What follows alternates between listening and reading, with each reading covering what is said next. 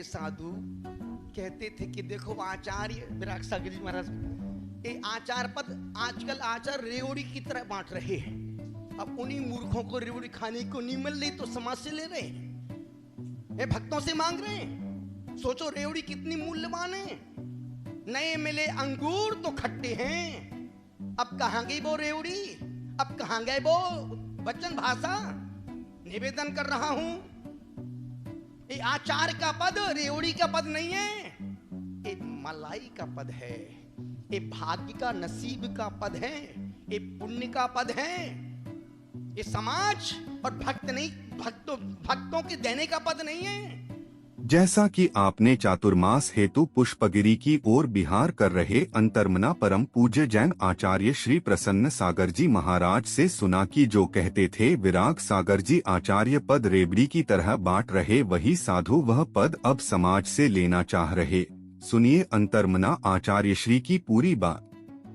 सादर नमस्कार, सादर जय जिनेन्द्र। क्षमा ब्रेकिंग जैन न्यूज प्रतिदिन प्रातः दोपहर एवं रात्रि में देश भर से संपूर्ण जैन समाज से संबंधित सही और सकारात्मक समाचारों के लिए देखना और सुनना न भूलें। साथ में आपसे विनम्र निवेदन है कि यदि आपने इस चैनल को सब्सक्राइब नहीं किया है तो कृपया अवश्य कीजिए और शेयर और लाइक करके धर्म प्रभावना में सहयोगी एवं सहभागी बनिए। यदि आप अपने घर, ऑफिस या मंदिर जी की शोभा बढ़ाने के लिए बनवाना चाहते हैं शानदार एक्रिलिक फोटो फ्रेम, तो श्री जी प्रिंट गैलरी में आपका स्वागत है। यहाँ आपको मिलती है चमकदार प्रीमियम क्वालिटी वेदर प्रूफ एवं लॉन्ग लास्टिंग एक्रिलिक फोटो, जो हर जगह को देती है एक शानदार आकर्षक लुक। चाहे भगवान जी की सुंदर तस्वीर हो या हो कोई कस्टम डिजाइन, हम बनाकर देते हैं हर डिजाइन बेहतरीन फिनिश के साथ। इसके अलावा प्रभावना एवं गिफ्टिंग के लिए हमारे पास है शानदार प्रोडक्ट। अब अपने सपनों की फोटो और गिफ्ट बनवाइए भरोसे के साथ। तो दिए गए नंबर पर कॉल करें या मैसेज करें। जय जिनेन्द्र। जीना है और जिंदा रहना है तो कुछ हो ना हो, ये जितनी साधु भाग दौड़ कर रहे हैं ना 20-20, 25-25 किलोमीटर, शरीर का बल नहीं है। ये माताजियों का इस उम्र में इतना चलना बच्चों का खेल। सिर्फ इनके पास यदि कोई पावर है तो वो है खुद का मनोबल।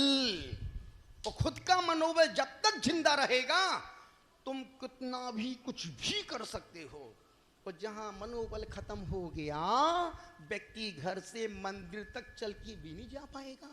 कहीं गिर पड़े तो, कहीं चक्कर आ गए तो, कहीं सलट गए तो। आचार्य कहते हैं भैया ये पंचम काल में आदमी यदि जिंदा है तो खुद की हिम्मत से, मनोबल से है। हमारी अंजू दीदी आती हैं। अंजू दीदी, कितनी बीमारियां हैं, पेट में बरसों से अल्सर, तकलीफ, पर बंदी गुरुदेव के नाम से सिर्फ जिंदा, अन्यथा साधारण सा प्राणी होता कब का सलट गया होता। यदि कोई बीमारी भी हो जाए, अपने मनोबल को कभी मरने मत देना। मनोबल को, हिम्मत को जूझते रहना। पड़े रहो दरिया किनारे, कभी तो लहर आएगी। वाह वाह करो। पड़े रहो दरिया किनारे, पड़े रहो दरिया किनारे, कभी तो लहर आएगी। वो एक बार लहर आ गई तो जिंदगी बदल जाएगी। पड़े रहो दरिया किनारे, कभी तो लहर आएगी। दिगंबर भाई, पड़े रहो इसके खिड़की लगाना, कभी दरवाजा। अब तो सब लग गया। इसका तो पानी बरसती रहता था 12 महीने 24 घंटे, पता नहीं ऊपर से पानी कौन बरसाता है।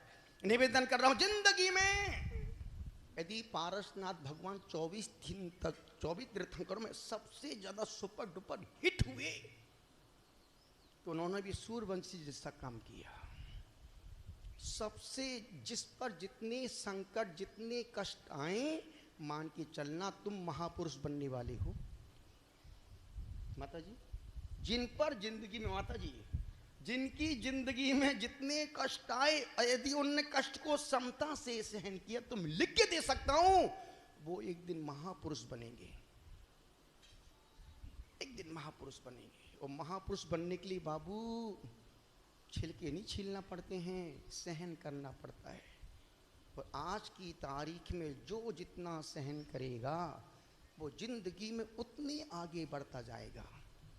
और ये सच है कि आपको कदम कदम पर अपमान मिलेगा। तुम जितना ज़्यादा अच्छा करोगे लोग उतने अच्छे लोग टांग खींचेंगे। तुम ज़्यादा सेवा करोगे तुमको लोग बड़ा दिखावटीपन कर रहा है। ज़्यादा पूजा जाप करोगे उसमें तुमको नकलची बंदर कहेंगे। तुम ज़्यादा गुरु के पीछे दौड़ोगे, देखो बड़ा बरसाती मेढक बन रही है, निवेदन कर, लोग तो बोलेंगे, लोग तो टोकेंगे।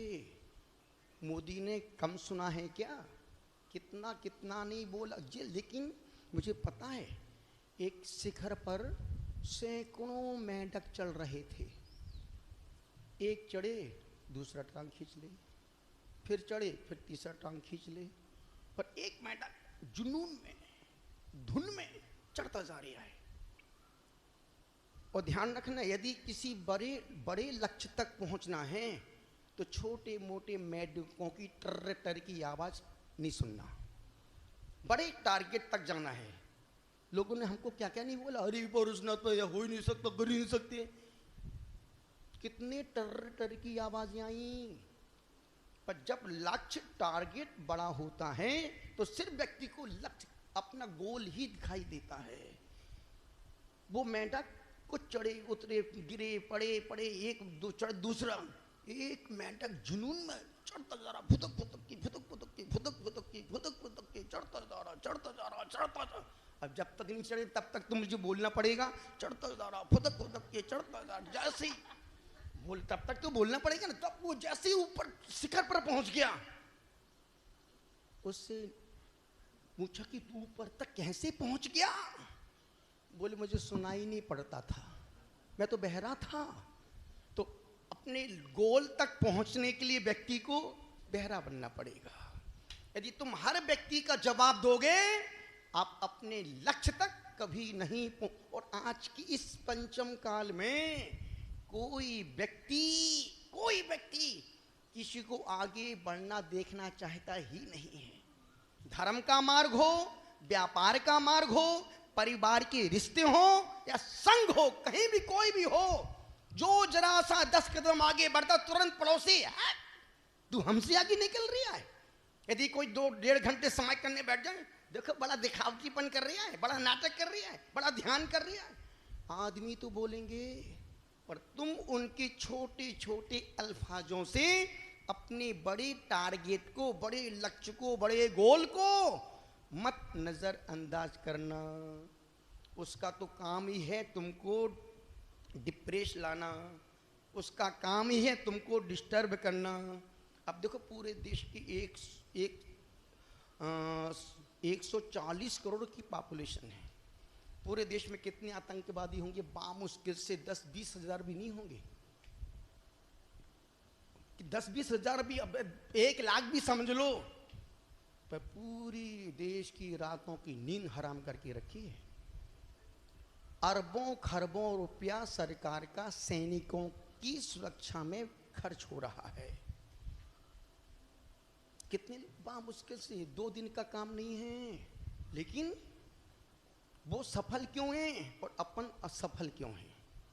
उनके पास संगठन है, एक की आवाज निकलती है, हजारों वो लोग एक साथ टूट पड़ते हैं। और यहाँ 10 की आवाज निकलती है, 20 लोग विरोध में खड़े हो जाते हैं। अभी हमने बागीद्वारा में कहा, प्रवचन में सुना होगा माता जी, आपने सुन लेना, बहुत अच्छा प्रवचन था, उसके लाखों व्यूज आए हैं। और इन्होंने भी जो बॉलिंग की, सूर्यवंशी के बाप निकल गए। पर कोई भी बात आगम के बाहर नहीं की, कोई भी बात मन की नहीं थी, न मन की पीड़ाएं थी। पर जो मूर्ख ज्ञानी ना समझी जैसे काम कर रहे हैं, उनको इन विद्वानों ने और हम जैसे साधुओं ने दिशा दी कि तुम कहाँ भटक रहे हो। जो पहले साधु कहते थे कि देखो आचार्य विराट सागर जी महाराज, ये आचार पद आजकल आचार रेवड़ी की तरह बांट रहे हैं। अब उन्हीं मूर्खों को रेवड़ी खाने को नहीं मिल रही तो समाज से ले रहे हैं, भक्तों से मांग रहे हैं। सोचो रेवड़ी कितनी मूल्यवान है। नए मिले अंगूर तो खट्टे हैं, अब कहां गई वो रेवड़ी, अब कहां गए वो वचन भाषा। निवेदन कर रहा हूं, ये आचार का पद रेवड़ी का पद नहीं है, ये मलाई का पद है, ये भाग्य का नसीब का पद है, ये पुण्य का पद है, ये समाज और भक्त नहीं, भक्तों के देने का पद नहीं है। जब गुरु खुद संस्कार करके वो पद देता है तब उस पद में प्रतिष्ठा होती है। अन्यथा किसी से भी कुछ ले लो, यदि कोई कुंवारी लड़की मां बन जाए तो समाज उसको एक्सेप्ट नहीं करती है। निवेदन कर रहा हूं, ये पद समाज के और भक्तों के देने जैसी रेवड़ी नहीं है, किसी से कहीं भी कुछ भी ले लो। तो निवेदन कर रहा हूं, अनुरोध कर रहा हूं, बागी दौरा में कहा था हमने, जब हम लोग 89 में थे माताजी, 88 में, 88 में, उस समय एक व्यक्ति था शांतिलाल जी दोषी, अति समझदार, अति रिजर्व, अति समर्पित, और उनकी सेवा, उनकी भक्ति लास्ट तक काम आई। पूरे समाज को बांधने का काम एक शांतिलाल दोषी करते थे। और जब कभी मीटिंग होती थी बागी दौरान, 50 लोग मीटिंग में बैठे हैं, एक व्यक्ति बोलता था, 50 सुनते थे।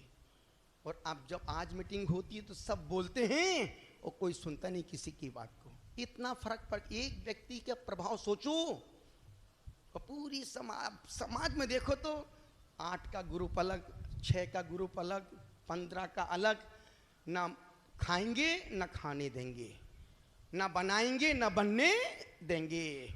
इसमें नाश किसका हो रहा? समाज का नाश हो रहा, पैसे का बर्बाद हो रहा है। मन एक दूसरे में आपस में हम करोड़ों रुपए दे करके दुखी परेशान टेंशन में बैठे हैं। निवेदन कर रहा हूं, आज का समय हिम्मत का समय है, मनोबल का समय है, सुनने का समय है और सहन करने का समय है। जरा तुम जरा से अपने आपे से बाहर गए, बेकार बेकार। यदि कुछ बनना है तो सहन करना पड़ेगा, और शिखर तक पहुंचना है तो सुनना तो पड़ेगा। सुनना और सहन करना ये जिंदगी के 2 मूल मंत्र बन जाएं।